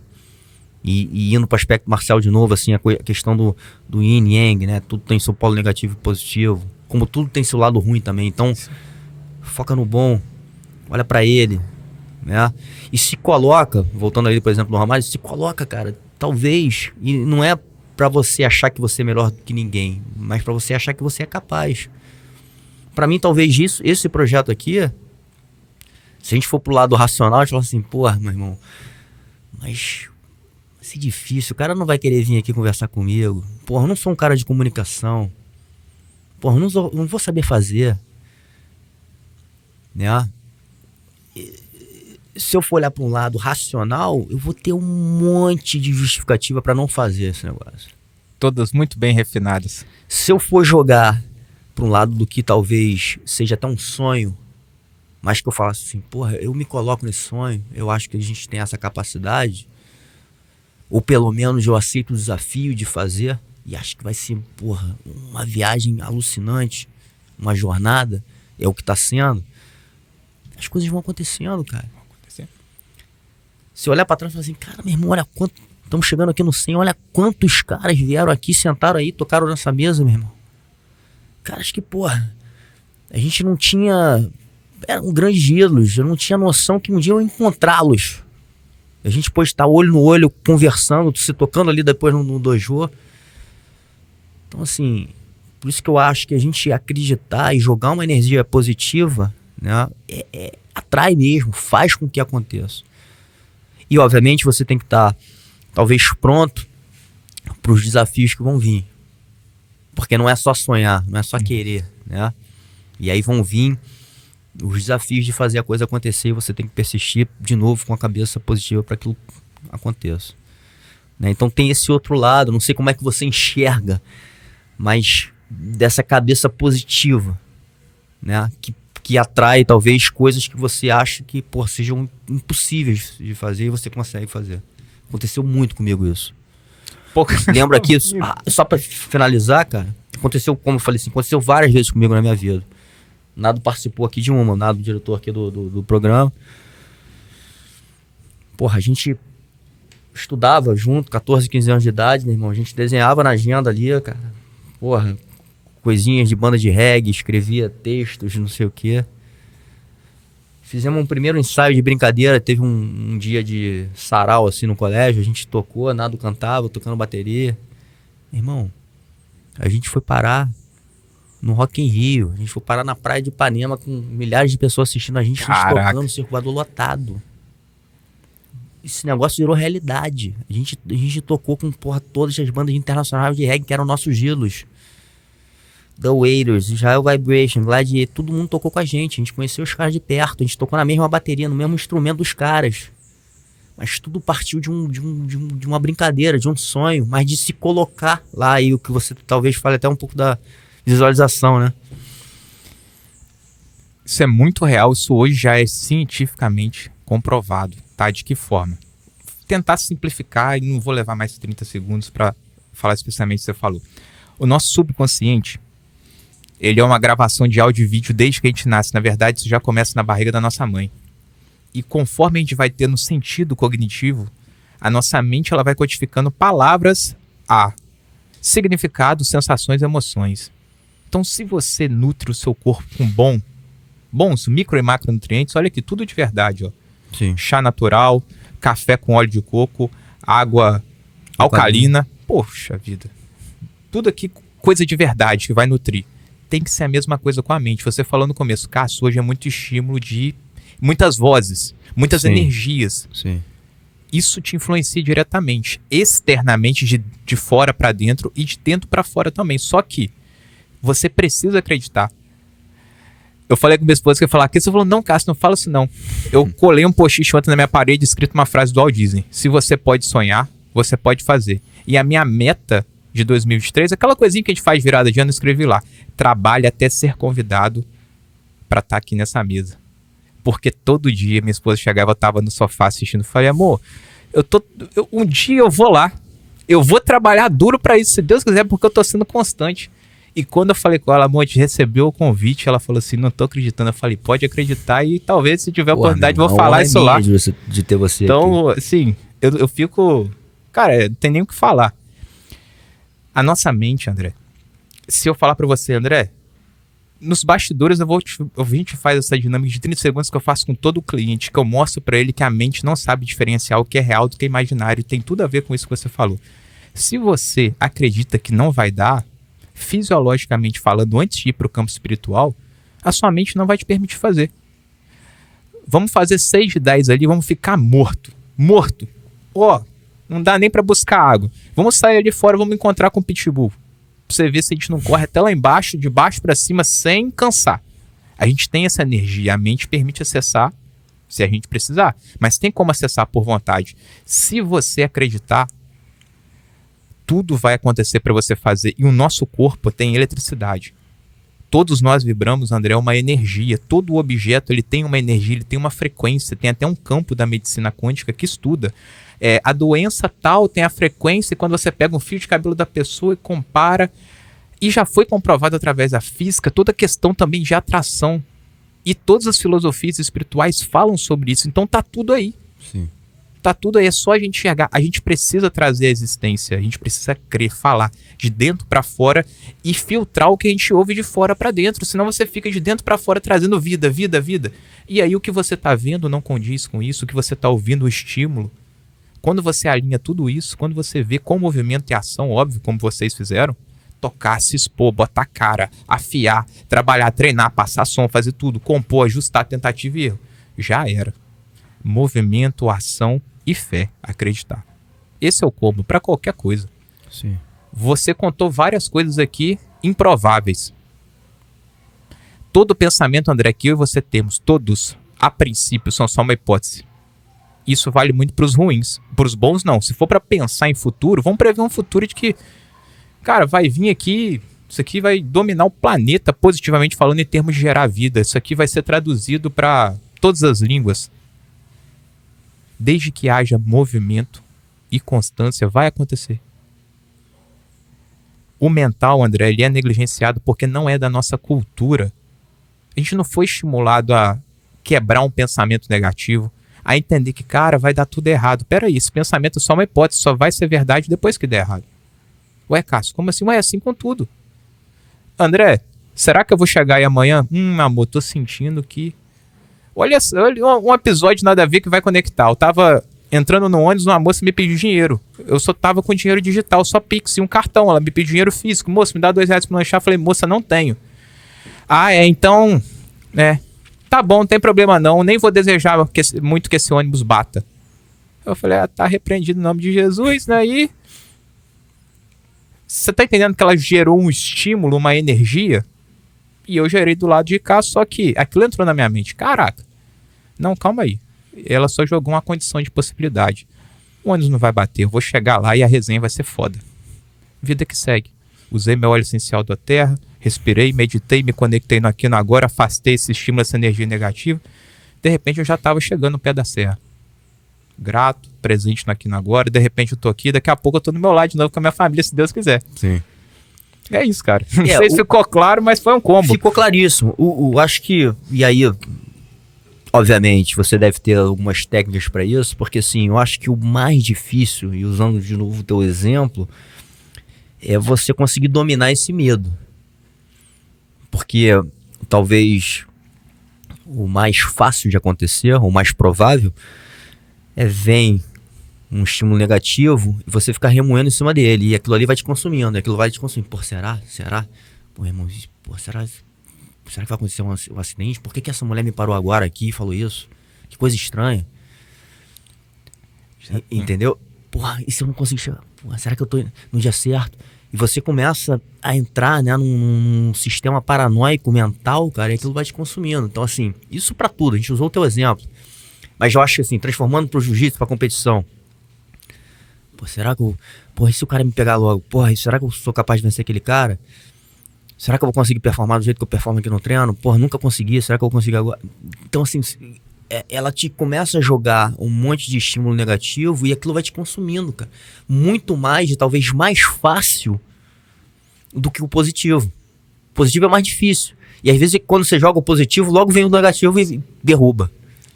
Muito bom, André. O exemplo, né, agora bem no nosso contexto, de tudo que a gente falou.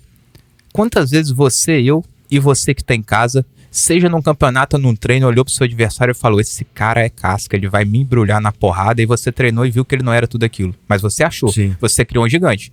Sim. Seu pensamento era só uma hipótese. Sim. Depois que você viveu a realidade, você viu o que é fato. O que dá pra você. Tem o contrário também. Tem o contrário também, tem também. Mas é desse jeito e acontece, e é ruim. E é aí que eu trabalho as técnicas. 2 pilares. Na verdade, a minha preparação mental e a preparação mental científica como psicólogo de esporte é estruturada em 3 pilares. Psicoeducação. Você vai entender o que é seu cérebro, você vai entender que você é um coquetel químico, como a sua mente funciona, o que são crenças, o que são pensamentos, o que são dúvidas, tudo. 2º pilar. As técnicas específicas para a sua individualidade, para a sua história de vida, para os seus recursos, para quem você é. 3º pilar. Trabalhar individualmente as suas cognições, os seus padrões cognitivos, as suas crenças. Então você precisa saber o que é e como você funciona. A gente vai fazer as técnicas que funcionam para você com avaliações. Eu faço uma anamnese com a pessoa. Eu tenho uma anamnese só do jiu-jitsu. Quando a pessoa chega, Cássio, quero saber como funciona o seu serviço. Beleza. Qual é a sua demanda para que eu crie aqui um feedback personalizado? Cássio, eu vou muito bem no treino, mas na competição eu não faço 10%. Beleza. Você sente ansiedade? Quando eu digo ansiedade, mãos geladas, frio na barriga, os pés gelados, coração acelerado. Como que você se sente? Pô, Cássio, eu sinto isso, tal. Beleza. E você acha que tem alguma coisa errada com você? Eu acho. Eu falei, cara, não tem a princípio. Então, o nosso primeiro contato é para me dizer que não tem nada errado com você. Você só nunca se preparou mentalmente para um desafio que também é muito mental, competir. No treino, que estímulo sensorial e mental você recebe? De adrenalina excessiva, de superestímulo? Nenhum. Mas na competição, e que diferença tem do treino para a competição? Tatame no treino. Na competição você tem o tatame, você tem um coach te dando uma moral, você tem um árbitro formado, sim, só olhando ali, você tem uma regra que protege a sua integridade física e qualquer coisa você pode bater, a competição é mais tranquilo do que o treino até. Ué, Cássio, na teoria, isso é psicoeducação. Fato, não fato, realmente, pensando assim, fato, beleza. Agora vamos entender a sua fisiologia e a forma como você olha para você. Por que você olha para esse adversário que você não lutou com ele, que você não sabe se ele é mais forte que você de verdade, você acha isso? Aí eu vou entender a história de vida dela. Se ela sofreu um bullying, quanto tempo ela pratica o esporte, se ela está num ambiente tóxico, ou se ela tem um feedback, pessoas que incentivam, que acreditam nela incondicionalmente. Uma série de detalhes, André, da forma única e exclusiva como ela experimenta a competição e a vida. É a nossa mente, nós somos os mesmos dentro e fora do tatame. Se eu leio o meu adversário de forma superior, a gente precisa ajustar isso. Tudo em saúde mental, André, é nível, intensidade e frequência. As nossas emoções não são ruins. O medo, ele é um superpoder, na medida certa. E ele nos sabota.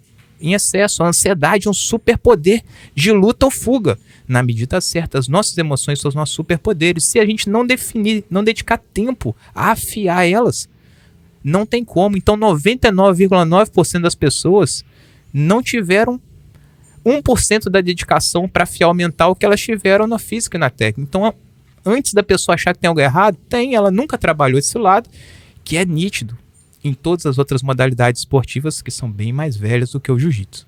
Então, André, isso já derruba muita coisa. Então, a psicoeducação, na sua plataforma tem uma psicoeducação cabulosa para a vida e para o tatame. Tá lá. E um dia, inclusive, se você quiser, eu faço uma psicoeducação específica, seja para o lifestyle ou para a competição. Coloco lá. Show. Ué. Vamos fazer. Tem tudo lá. Corpo, mente e alma. Tô usando, vocês não tem combinado, eu não tô fazendo isso aqui de forma... É espontâneo, porque, cara, mudou minha vida. Legal. E, enfim. Que bom. Deixa eu falar agora um negócio seguinte, cara. Quando a gente tava falando da sua experiência com o time lá do Melk, e eu questionei aqui o Mika, né? Ele perdeu na final. Eu falei, porra, o que aconteceu? O que você acha que aconteceu? E ele resumiu, assim, num resumo da conversa dele, ele fala, cara, que ele tava se sentindo um pouco confiante demais.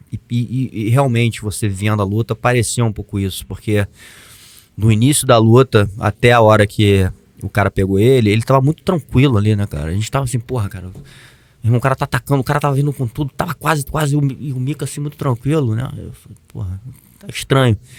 E acabou acontecendo o que a gente não imaginava que ia acontecer. Com o Guttenberg, mesma coisa, ele falou isso também, ele falou assim, cara, ele falava que ele perdia os brasileiros, ele falava que, pô, ele achava que ele entrava muito confiante, e aquilo ali atrapalhava. Então, talvez, tem um outro lado ali da super confiança. Como é que a gente regula isso? Né? Porque a gente falou tudo que a gente quer chegar lá. Mas talvez se a gente chegar lá, a gente passa do ponto, como é que a gente acha, né, esse ajuste fino ali do exato estado mental que a gente vai estar muito forte e que a gente não ultrapasse para esse lado de muita confiança e acaba acontecendo o que talvez aconteceu comigo. A regra do flow, ela traz 9 estados. A forma como você enxerga a sua habilidade e o desafio. Aqui você vai ter, embaixo, apatia. Mais ou menos ali relaxado. Aí você começa a vir ativo, focado, hiperativado, hiperconfiante, hiperestimulado, extremamente ansioso. É um relógio. O que o Mika quis dizer foi: eu vivi a experiência, eu passei essa tentativa e erro, eu avaliei comparado com outros momentos e cheguei à conclusão de que eu estava muito confiante. Agora que ele viveu, que ele tem como fechar esse feedback, que ele sabe que isso antes era só no campo da teoria, ele consegue agora ajustar. Então, na próxima competição, ele pode saber se ele vai estar daquela forma de novo. Por quê? Teve todo um ressignificar dele. Ele com o Melk, com o time no particular, provavelmente lá trabalharam. Ou a gente identificou que ali, naquele flow, você estava dessa forma.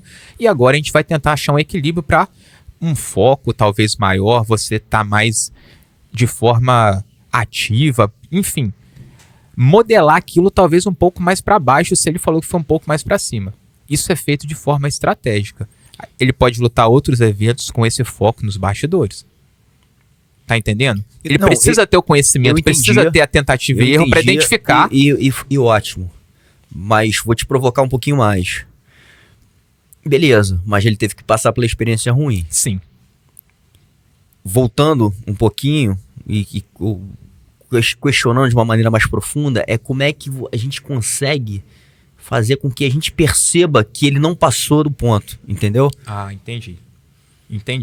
Quando você... Ou não tem como, né? Talvez não tenha como mesmo, mas assim, é uma provocação para entender, sim, porque sim. Isso é uma coisa também que acontece muito. Muito. Quem tá de fora consegue ver.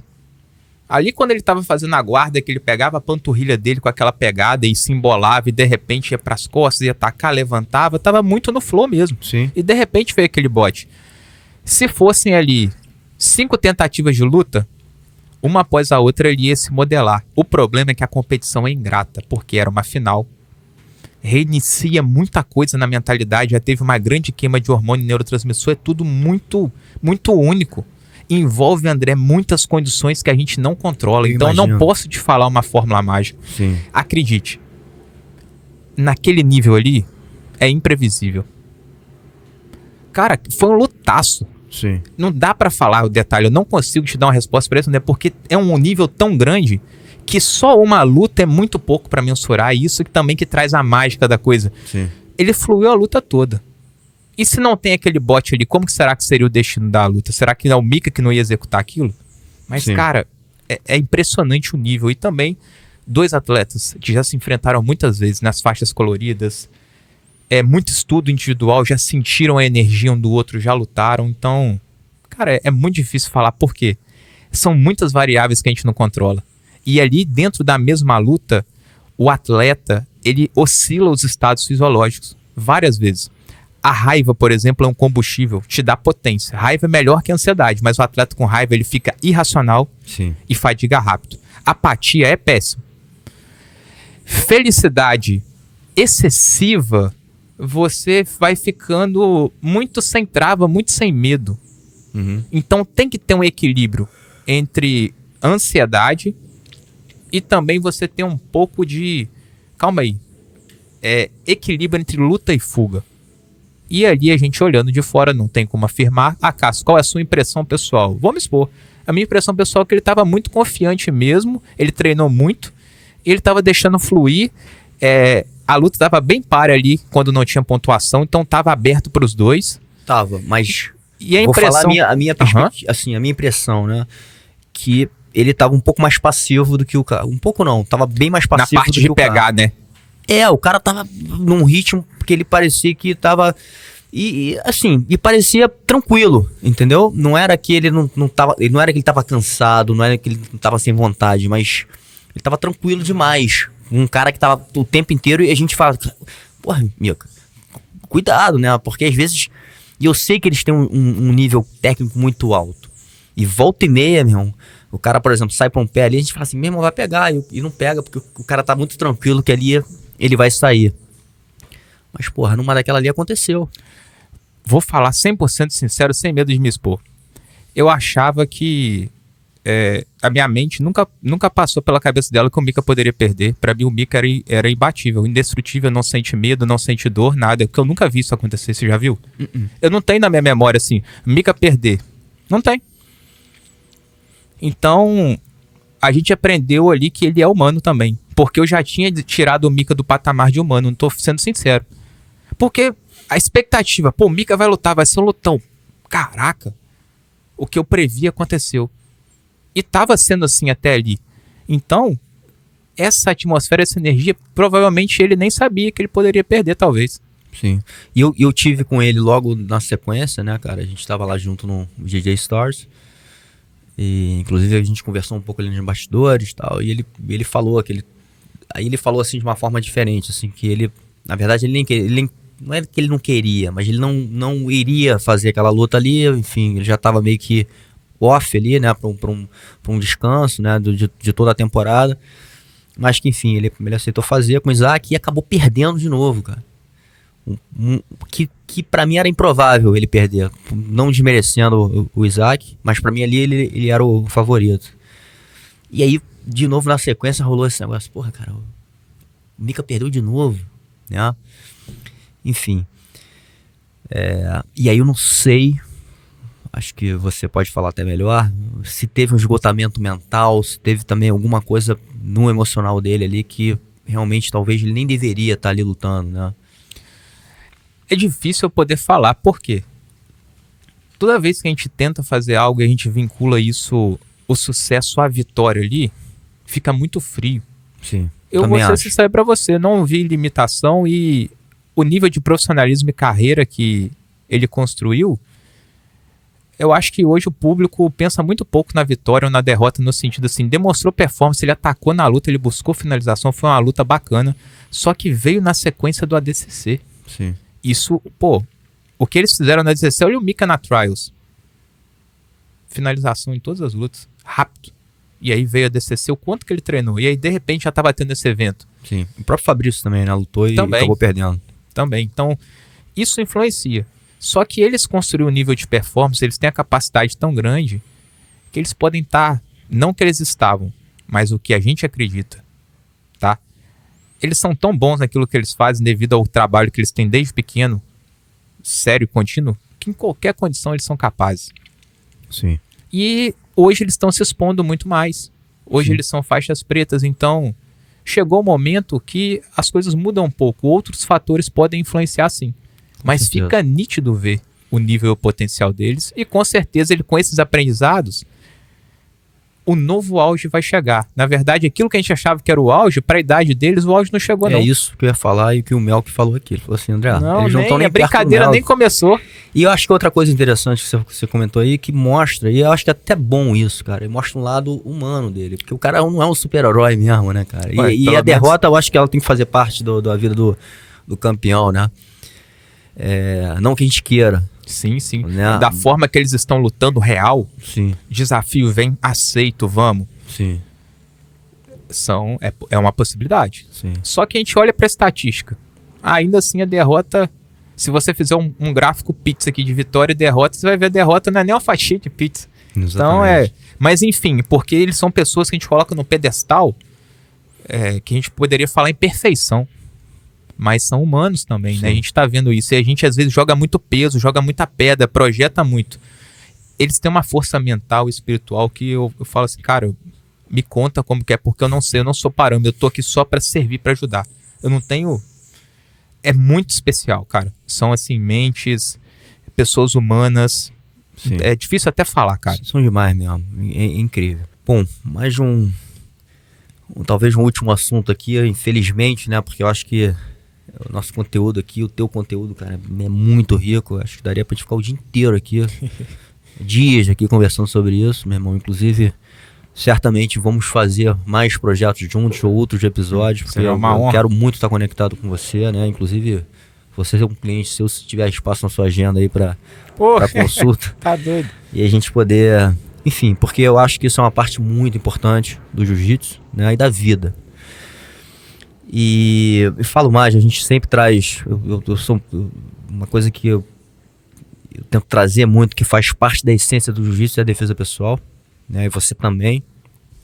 Eu tenho alguns cursos de formações também, tenho essa conexão grande como você com o mestre do Silvio Bering. A gente já fez, inclusive, workshops juntos. Acompanho muito ele, a gente sempre troca muito. E uma coisa que eu percebo e falo muito em minhas aulas é o quanto essa parte, né, o que antecede talvez o combate, né, é muito importante, né, e talvez esteja muito atrelado à atenção, ao controle mental, a questão de você de certa forma dominar a ansiedade, a sua postura, a forma de você falar, né, a sua atitude e presença, enfim, tem muitos aspectos importantíssimos quando a gente fala de defesa pessoal real e que são treináveis, né, e que entra muito nesse teu campo, né, que talvez eu acho que é mais de uma expertise ali que você tem, que você possa oferecer ali para os seus alunos quando se fala de defesa pessoal, principalmente hoje em dia, que não vai chegar um cara com uma espada querendo cortar a tua cabeça porque ele apenas te viu andando pelo mato, né? Obviamente a gente tem coisas violentas, mas a gente já vive num mundo mais civilizado hoje, né?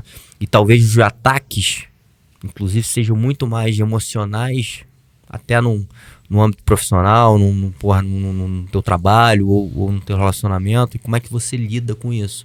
Porque isso também são os gatilhos que depois Sim. geram agressões, certo? A nova forma de agressão hoje é essa. Você dar um grito com a pessoa, você falar uma coisa com ela, você mandar uma mensagem, você colocar ali uma maldade num ponto, numa vírgula, você pode criar um trauma, uma crença disfuncional. Isso é muito mais prejudicial do que você dar um soco na pessoa. Sim.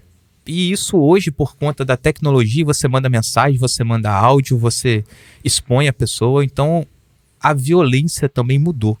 Só que a postura é a mesma. Quando eu tive a oportunidade de aprender um pouquinho do sistema progressivo do Silvio Bering, da forma que ele pensa o jiu-jitsu, ele falou que o faixa preta tinha que entender de segurança pública, dessas coisas. Ali a minha mente fez assim, ler situações, Cara, tudo que acontece antes de você reagir ali, eu falei, meu irmão, caraca, rapaz. E ali eu comecei a pensar formas de passar isso para meus alunos. A primeira coisa é estar atento. A segunda coisa é você ter autoestima para você... Esses dias a minha mãe, ela estava chegando na esquina, eu estava guardando o carro, a garagem fica a 100 metros da esquina que a minha mãe dobra para entrar em casa. Então eu deixei ela ali, para ela não ter que andar esses 100 metros. E era carnaval. Então muita gente embriagada ainda vindo. Eu percebi um cara se aproximando pelo retrovisor. Vi aquele andar, eu vi aquela silhueta na hora, eu não parei pra pensar. Eu já desci do carro, já parti correndo, já fiz a contenção. Eu vi que o cara olhou e apertou o passo. Foi instintivo pensando nisso, porque eu já olho pro campo, pro ambiente, eu entendo o contexto social do momento. Sim. E isso veio com esse pensamento de jiu-jitsu. E com autoestima e confiança e atenção, eu não tenho vergonha nenhuma de sair correndo. Então, se eu tô caminhando para casa sozinho, eu percebo alguma coisa estranha, passos mais altos vindo, os meus 5 sentidos, eles exploram o ambiente. E aí eu tenho medo nenhum de sair correndo. Vou encarar defesa de faca, tiro, arma nesse mundo hoje que todo mundo tem alguma coisa. Só se não tiver como correr, eu fiz alguns cursos, inclusive agora há pouco tempo, o Joko, não sei se você conhece, mas é um militar, hoje virou palestrante também, enfim, tem um canal de podcast muito legal, fala muito da disciplina, fala muito do bem do jiu-jitsu, inclusive ele escreveu, ele é o cara que no livro escrito em inglês do Rickson, ele é o cara que escreve ali o prefácio. E ele gravou agora, um pouco tempo, falando exatamente isso. Falou assim, meu irmão, se o cara aparece pra brigar comigo, ele é maior ou menor, eu fujo. Se o cara aparece com um pedaço de pau, eu fujo. Zero vergonha disso. Se o cara aparece com uma arma, eu fujo. Então ele começa a falar várias situações, e às vezes situações simples, porque a gente quer evitar o máximo. Essa inclusive é a inteligência desse negócio, né?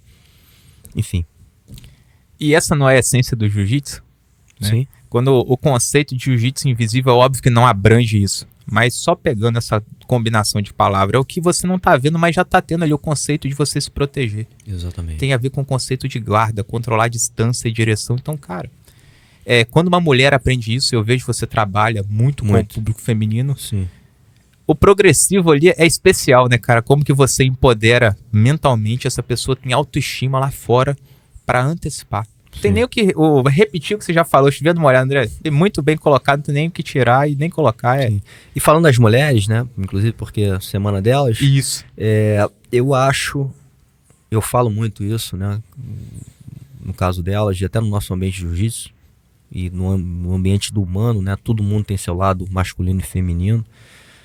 E talvez na arte marcial, lado de arte, talvez seja o lado mais feminino desse negócio, né? Eu acho que as mulheres, a gente precisa de mais mulheres no nosso universo do jiu-jitsu. Acho que elas têm muito a somar, até porque você também, de novo, acho que vai entender muito bem disso, né? Na parte emocional da mulher, os botões, né?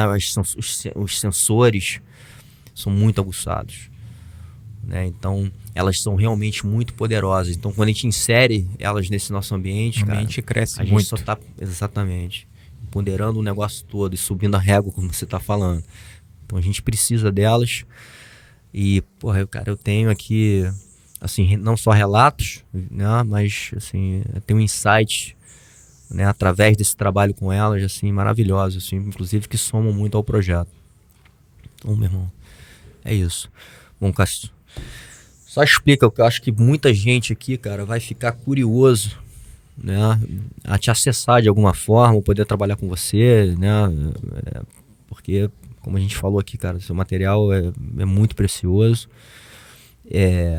No nosso ambiente esportivo, acho que o que você falou, e quem compete, acho que o grande desafio ali é realmente essa questão emocional, né? Então, assim, tem muita gente querendo fazer esse trabalho, né? E quem faz sabe, inclusive o próprio Durinho que esteve aqui falou também muito bem disso, né? O quanto isso mudou, e a gente vê, porra, cara, o Durinho era da minha categoria, obviamente eu sempre fui um pouco mais velho, então quando eu tava saindo das competições ele tava chegando, mas era um cara que eu vi chegando, né? E ele conta um pouco a história, como parecia até com a tua, ele batia na trave até o dia que ele conseguiu ser campeão, e naquele dia ele passa para um outro patamar, meu irmão, que é entrar pro UFC, né? E quem imaginava que aquele lutador de jiu-jitsu, né, que sai lá de Niterói, vai pro interior de São Paulo, Cara, meu irmão, vira e provavelmente daqui a pouco vai chegar um título, né? Tem todas as condições para chegar, inclusive mentais, emocionais, muito forte. Eu vejo Durinho assim com a cabeça muito forte. Enfim, como é que te acessam aí? Como é que, né? E falar um pouquinho das suas redes, que eu acho que você também presta esse serviço, né, para a humanidade, de deixar e de colocar isso, né, de estar sempre falando, estar sempre colocando de uma maneira, inclusive, aí, gratuita aí, o conteúdo, né, pra galera. Eu crio conteúdo todo dia no meu Instagram, @CassioZanon. Meu Cássio é C-A-C-I-O, Zanon, Z-A-N-O-N. Tem tudo lá. O próprio perfil já te encaminha. Eu trabalho da seguinte forma, André. A pessoa me conta uma demanda, um motivo. A gente faz um primeiro atendimento. Se ela gostar, ela continua. Após esse primeiro atendimento, além de já ir de imediato numa demanda que ela trouxe, eu coleto todas as informações para criar uma trajetória personalizada e individual para ela. Então a gente começa com o primeiro passo, onde a pessoa vê na vera, na íntegra ali, e ela vai sentir depois se aquilo fez bem ou não, se ela quer continuar. Porque dessa forma eu consigo ter do meu lado só quem está comprometido consigo mesmo, quem quer e quem se conectou. E assim fica bom para todo mundo. Legal. Irmão, muito bom, espetacular conversa. E, pô, é uma honra de ter aqui. Tá doido, eu que agradeço. Como eu falei, era um sonho. Nunca imaginei que ia acontecer. Mas Deus é bom, cara. E vai ficar poderoso isso aí. Não, amém. Um abraço.